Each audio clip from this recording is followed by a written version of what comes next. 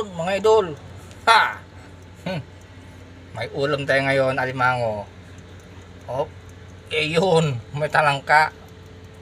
Tawag sa amin yung maliit na kape. Ito sa amin, alama.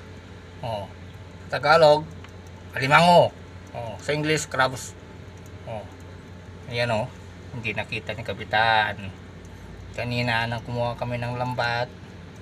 Oh, na sira-sira. Kinuha namin yung mga paminwi ng pusit. Ayan. Oh, mayroong nasamang alimango. Ngayon, hindi nakita ng Kapitan.